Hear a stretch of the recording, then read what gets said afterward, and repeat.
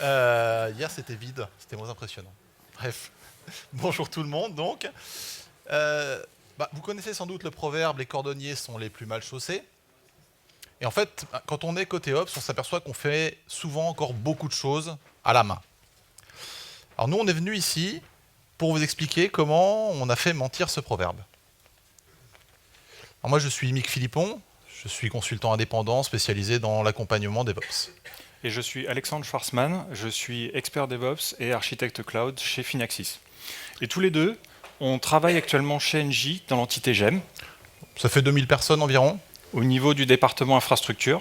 40 personnes. Dans l'équipe qui va être en charge de la plateforme d'infrastructure Ascode. On est 3. Alors GEM, effectivement on est 3.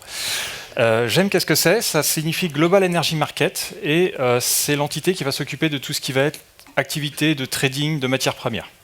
Alors ça veut dire que c'est de la finance, mais ce n'est pas l'objectif. L'objectif c'est avant tout l'approvisionnement.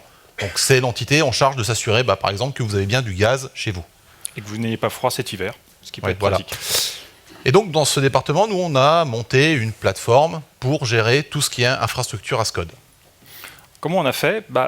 On a fait comme tout le monde, on a commencé par prendre un environnement et déployer Ansible et AWX sur cette plateforme. Donc tout simplement, on a pris la documentation, on a commencé à faire des clics-clics partout dans l'interface et enfin y insérer nos playbooks Ansible.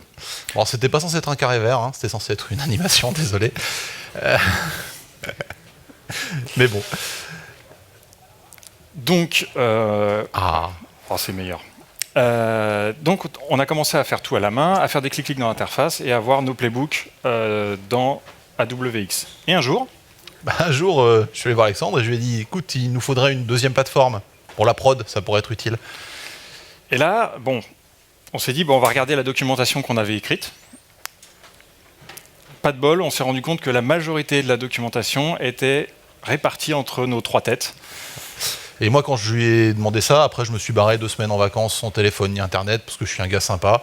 Du coup, on s'est dit on ne pouvait pas continuer comme ça, et il fallait un peu plus structurer notre manière de faire pour pouvoir ne pas avoir ce problème-là par la suite. On a un avantage, c'est que le produit qu'on a déployé pour ça, qui est Ansible AWX, il est bien fait. C'est un outil moderne, donc il y a une API qui permet de réaliser toutes les actions qu'on peut faire aussi avec l'interface. Donc on a fait des appels API. On a pris l'API API et on l'a copié-collé à chaque fois qu'on avait un nouveau besoin en changeant 2-3 paramètres. Et forcément, on s'est retrouvé avec un script... Oh oui, c'était joli, hein. Un petit millier de lignes. Un truc sympathique à maintenir, normal, quoi. Alors, il faisait le taf, sauf qu'il y a un jour, on a décidé de faire une vraie plateforme, c'est-à-dire qu'on a mis un certificat devant, on a mis un nom de domaine un peu plus joli que le nom technique, et du coup, notre beau script de 1000 lignes, il a fallu tout reprendre. Il a fallu tout reprendre, et là, on s'est dit, c'est pas possible. C'est pas possible. Ouais, ça nous a gavé, en fait. C'était pas le meilleur souvenir de la mission que j'ai. Donc, on s'est dit, il faut qu'on se structure. Et qu'on commence à faire un peu de développement normal côté Ops. Alors comment on a fait? En fait non. Non, parce qu'on est dans une conférence DevOps. Alors juste une chose, c'est vrai qu'on ne l'a pas dit, si on est 2 là aujourd'hui sur scène, sous vos yeux ébahis et admiratifs, n'est-ce pas? C'est parce qu'on s'aime bien, mais pas que. C'est parce qu'on vient en fait de 2 mondes différents. Moi j'étais développeur avant, et lui il était aux opérations. Et on s'est retrouvés dans la même équipe. Alors comme c'est une conférence DevOps, en fait, moi, ce que je vais faire maintenant, c'est que je vais laisser l'Ops se démerder, vous expliquer comment on a structuré le développement. Ça me paraît bien. Ok. Alors, comment on a fait? Tout simplement, on s'est dit, on est une équipe de 3, on travaille sur du code, on fait de l'infrastructure as code, on va essayer de structurer un peu tout ça. On a pris un repository Git et on a rajouté par-dessus un système de Git flow pour gérer les branches en parallèle, pour qu'on puisse travailler en même temps et de manière sereine sur des différentes nouvelles features. À ça, on a rajouté un pipeline de déploiement continu et d'intégration continue basé sur Azure DevOps, parce que chez Engie, on a pas mal d'Azure et on s'est dit autant réutiliser ce qu'on avait déjà. Et enfin, au niveau des nouvelles fonctionnalités qu'on déploie, on se dit c'est bien de les déployer avec un pipeline automatisé, c'est mieux de ne pas casser les environnements sur lesquels on va déployer. C'est pour ça qu'on a rajouté des tests d'intégration automatisés à base de script Ansible. On développe une nouvelle fonctionnalité en Ansible, on va développer le script Ansible de test automatisé qui correspond. Il s'en sort bien, hein, pour être honnête. Par contre, tu as oublié un truc, c'est que tout le monde dans l'assistance ne connaît pas forcément Ansible et AWX. Voilà, donc ce serait bien d'expliquer quand même ce que c'est. Effectivement, pour ceux qui ne connaissent pas, Ansible, c'est quoi? C'est un projet open source de Red Hat. C'est un langage d'automatisation qui va permettre plusieurs choses. Il va permettre de déployer des configurations, de provisionner des ressources, etc. Ça se base sur le format YAML. Et ça a un avantage, c'est que c'est un langage qui est agentless, contrairement à d'autres concurrents. Et nous, chez Engie, on n'avait pas spécialement envie de déployer des agents sur le certain nombre de machines dont on dispose. Et le deuxième avantage, c'est qu'il est idempotent. On va exécuter autant de fois qu'on veut le même script, les mêmes tâches. On aura à chaque fois le même résultat. Et à côté de ça, on a rajouté AWX. AWX, c'est un projet open source qui est développé par la communauté d'Ansible et qui est en fait une interface web qu'on va venir plugger pour lancer ces jobs Ansible. Et nous, il nous a apporté quelques points intéressants. Typiquement, ça va être une gestion des droits, avec un système d'organisation, d'équipe, de droits applicatifs, une centralisation des credentials. Nous, dans notre cas, par exemple, on va pouvoir stocker par plateforme les credentials pour l'accès à l'Active Directory, par exemple, à l'IPAM, pour que nos jobs puissent directement effectuer des actions sur ces éléments. Et enfin, un aspect assez important pour nous, ça va être une gestion de workflow. Les workflows, c'est quoi? Les workflows, c'est un enchaînement de jobs, un enchaînement de tâches, d'autres workflows, par exemple. Et ça va nous permettre à nous de créer des briques élémentaires. Par exemple, nous, on travaille à l'équipe infrastructure. On va, par exemple, proposer une brique de création de machines virtuelles en mode IaaS. Et dans ce workflow, on va pouvoir ajouter, une fois cette machine créée, le déploiement applicatif qui sera, lui, codé par les équipes de développement applicatif qui ont besoin de la plateforme. On n'est pas non plus arrivé sur ces outils par hasard, il faut le dire. On y est arrivé après s'être planté un certain nombre de fois. Ça doit être la 6e itération, le 6e environnement qu'on a essayé, avant des outils propriétaires, avant d'autres systèmes, avant d'en avoir enfin un qui nous satisfaisait au quotidien et sur lequel il n'y avait pas trop de friction. Après, la question, c'est, cette plateforme, comment est-ce qu'on va l'amener à l'ensemble des développeurs, justement, de manière automatisée? Alors, comment on a fait? On a séparé les étapes de déploiement en 2 phases. Dans un premier temps, donc, on va partir de notre pipeline Azure DevOps, et en toute logique, on va déployer notre environnement qui va se présenter sous la forme de conteneurs Docker pour avoir la plateforme Ansible et AWX. Donc on a le déploiement d'AWX avec ses briques techniques, je ne vais pas les détailler ici. On a rajouté un autre élément qui est en orange, qui est Gogs. Alors est-ce que tu peux nous expliquer ce que c'est, pourquoi on l'a mis, à quoi ça sert? Très rapidement, Gogs, en fait, c'est un serveur Git léger. On l'a intégré, on a choisi de l'intégrer à chaque plateforme pour des questions de consistance d'environnement et de résilience. C'est-à-dire qu'on s'est dit, on ne sait jamais, notre code actuellement est dans Azure DevOps, admettons qu'on ait une coupure d'accès, si notre environnement de production, si AWX qui va chercher nos playbooks depuis Azure DevOps ne peut plus le faire, on a une production qui ne fonctionne pas. Donc on s'est dit, on va déporter le repository Git à l'intérieur de notre environnement. Ce qui m'amène à la deuxième étape. Une fois qu'on a cet environnement qui est déployé, tout simplement, on va aller injecter les playbooks infrastructure as code dans ce Gogs. Et pour ce faire, on utilise encore une fois un playbook Ansible. Et je vais laisser Mick vous expliquer comment il fonctionne.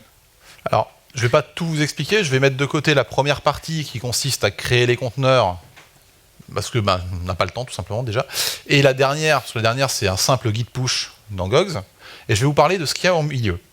Au milieu, ce qui se passe, c'est qu'on va remplir AWX. Par remplir AWX, j'entends y insérer l'ensemble des objets qui vont être nécessaires à son fonctionnement.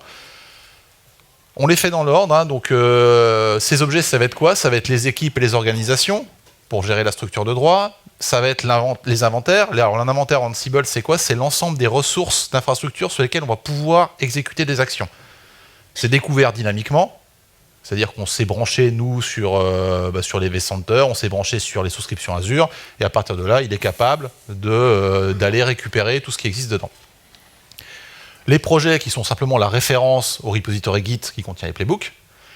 Et enfin, on crée nos job templates qui permettent de lancer les playbooks Ansible et nos workflows qui permettent d'organiser tout ça. On a 2 dernières étapes. Une première, justement, qui consiste à affecter les rôles aux équipes. Donc Ansible, c'est du RBAC. Donc sur chaque objet, il y a des rôles qui sont définis et on donne ces rôles aux utilisateurs, ce qui leur permet d'utiliser les objets. Et enfin, la dernière étape, c'est... alors, il faut vous expliquer un truc, pour bien que vous compreniez, quand on installe Ansible, il vient avec un compte par défaut. Ce compte s'appelle admin et le mot de passe, c'est password. Et on a choisi de ne pas le changer. On a choisi de garder admin password. Alors, ceux qui font de la sécurité doivent déjà être en train de bondir sur leur siège. On l'a fait pour une raison assez simple, c'est que pendant le déploiement, si jamais il y a un truc qui va de travers, et au début, comme on mettait les choses en place, ça arrivait à chaque fois, on pouvait au moins se connecter sur la plateforme avec ce compte très simple et pouvoir regarder ce qui s'y passait. Sauf que, bien évidemment, on ne peut pas laisser ce compte en place à la fin. Donc, la dernière étape consiste à créer un vrai compte administrateur avec un mot de passe sécurisé et à détruire ce compte-là. Et ensuite, seulement, on ouvre la plateforme et on la met à disposition de tout le monde. Et alors, pour faire ça, nous, on se base sur des fonctions qu'on a créées pour réaliser toutes ces actions. Alors, il n'y a pas de notion de fonction proprement dit en Ansible, ça n'existe pas, mais bon, c'est des suites de tâches qu'on appelle en changeant des paramètres à chaque fois. Moi, j'appelle ça des fonctions. La première, elle nous permet justement de créer les objets dans AWX. Et on va garder le système d'idempotence dont on parlait. C'est-à-dire que si l'objet n'existe pas, il est créé, le playbook par exemple, le job template, et s'il existe, il est mis à jour avec la dernière version qu'on vient de fournir. Donc ça nous permet que la plateforme n'existe pas ou existe au début, à la fin, elle est dans l'état qu'on souhaite. Une deuxième fonction consiste à pouvoir justement affecter les droits, affecter un rôle à une équipe. Et enfin, les 2 dernières, et c'est celles qui sont le plus utilisées par les équipes externes à l'infrastructure, c'est celles qui permettent de gérer les workflows. Donc de générer ces workflows. Un workflow, on va mettre des nœuds qui sont des références à d'autres workflows, à d'autres job templates. Et ensuite, on va les lier entre eux en disant quand ce job a réussi, on va là. S'il échoue, on a un fallback, etc. etc. Alors le mieux, c'est de vous montrer ce que ça donne. Et donc ce que ça donne, on se retrouve avec un environnement déployé, AWX installé, Ansible installé, et déjà pré-rempli avec nos playbooks. Donc là, si on voit l'exemple qu'on a derrière nous, on a la vue des job templates et la vue des workflows. Si on clique par exemple sur le workflow qui s'intitule Create Virtual Machine, on obtient donc on rentre dans le workflow et on voit qu'il a été correctement initialisé. On voit nos différentes briques. Donc là, par exemple, si on détaille un peu plus, on va avoir la réservation des assets. On va réserver l'IP, on va réserver le DNS. Ensuite, on va créer la machine virtuelle. Et si tout se passe bien, et on espère que tout se passe bien, on va aller installer l'applicatif dessus. Donc là, c'est si tout se passe bien. Ensuite, les flèches rouges, c'est si quelque chose ne se passe pas bien, on va aller détruire tout ce qu'on a créé. Toujours ce concept d'idempotence. Voilà. On ne laisse pas une machine à moitié créée dans le système. Alors, vous n'êtes pas obligé de nous croire sur parole. Là, vous avez des diapos, c'est joli. Le mieux, c'est d'aller voir vous-même comment ça marche. Donc le code est à votre disposition. Il est en accès libre. Vous pouvez y aller. Si vous notez pas l'URL tout de suite, c'est pas grave. Vous l'aurez plus tard. Au pire, vous nous envoyez un DM sur Twitter et on vous la renvoie. Il n'y a pas de souci. Donc ce code, c'est pas tout à fait celui qu'on utilise parce qu'on a dû expurger certaines choses pour des raisons que tous ceux qui travaillent dans une entreprise comprendront.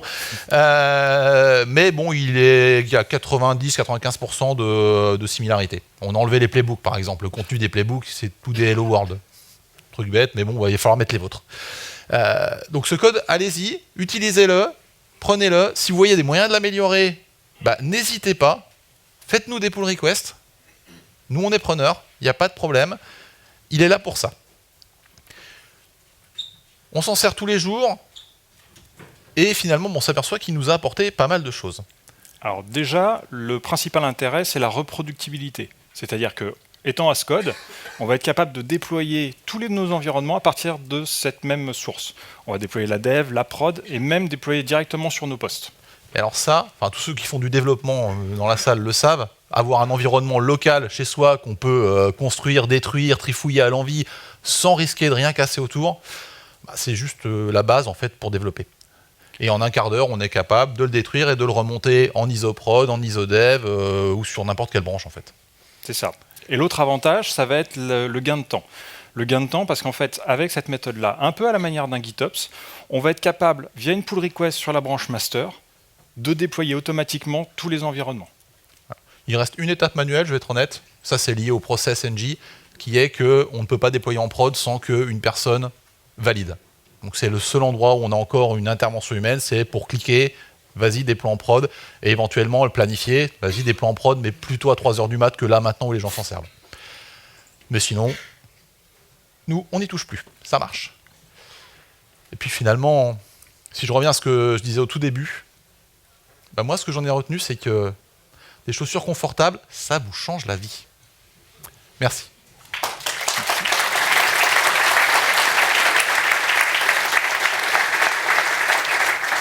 Bon, merci pour ça. Merci pour ça, c'était très intéressant. Alors, je vais regarder les questions posées par notre chère audience ici.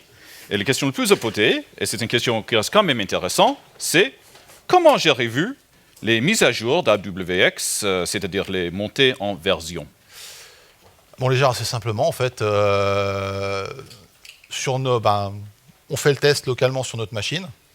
On a fait la montée en 6.1.0, c'était il y a un mois, je crois. Non, 6.